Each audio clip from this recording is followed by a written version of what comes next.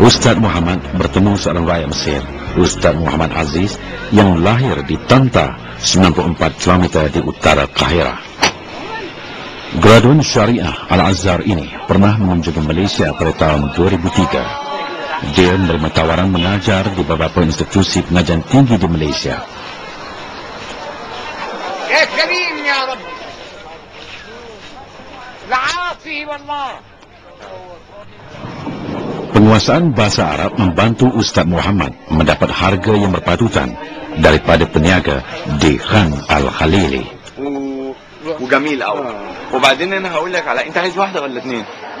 انا اشوف الاول بعدين لو يعني سعر معقول انا اشتري اثنين 10/10. وبعدين انت شكلك كده عبقري. عبقري ازاي بقى؟ انت عبقري. انت عارف يعني عبقري يعني ايه؟ وادي الجيل. لا انت مش قادر. انت اوكي دي اوكي دي اوكي. Ustaz Muhammad singgah sebentar meminum teh untuk mendengar kisah Ustaz Muhammad Aziz, warga Mesir yang istimewa. Ya, sebenarnya saya belajar bahasa Melayu ni sebab saya tengok ramai budak-budak Melayu belajar ke Al-Azhar. Lagipun saya tengok dia orang susah nak baca kitab bahasa Arab. Lepas tu saya fikir macam mana nak buat sesuatu yang boleh bagi manfaat ke semua pelajar Melayu kat sini, kat Mesir lah. So saya kata kena kaji bahasa Melayu. Alhamdulillah Tuhan bagi kat saya lah boleh belajar bahasa Melayu selama 10 tahun. Boleh ajar budak-budak yang nak bagi nasihat pada orang Melayu yang nak belajar bahasa Arab. Gini ya, kalau kita nak dapat berkuasa bahasa ni, kita kena kawan dengan ahli dia lah. Maknanya bergaul. Kalau kita nak belajar bahasa Arab, kita kena kawan dengan Arab. Baru boleh dapat bahasa. Kalau kita belajar ikut kitab ni, memang boleh tapi lambat. Kecek. Kecek. Kalau kecek ni bahasa standard cakap lah. Jadi macam mana dia punya dialek? Dia banyak dialek Kelantan. Macam dialek Kedah pun banyak? Boleh. Sebab saya makan budu, suka makan budu. Kalau cerita Pak Ramli tu lah, biasa tengok. Sebab nak belajar, nak kuasai bahasa. Saya boleh dengar dia sebut perkataan, kemudian saya tanya. Kalau saya tak faham, saya tanya kawan saya. Apa makna perkataan yang dia sebut tu? Dia kata tak apa. Sebab dia tahu orang Melayu ni baik.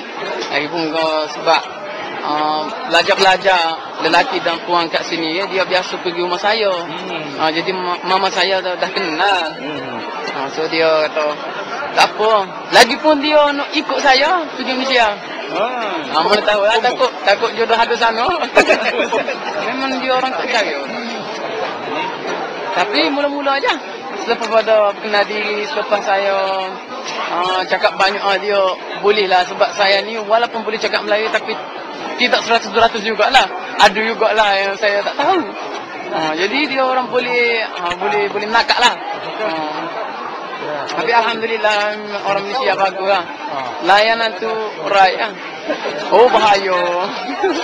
Memang dia budak-budak muda ni dia tak sayang kat nyawa lah. Sebab saya tengok memang saya macam tak percaya. Sebab macam-macam pelik-pelik lah dia orang buat. Dia akak tayar belakang. Lepas tu dia masuk riangi tangan. Macam-macam lah. Kalau kat sini mana boleh buat gitu. Kena tangkap polis kan. Setiap hari saya hafaz 10 perkataan. Selama 6 bulan.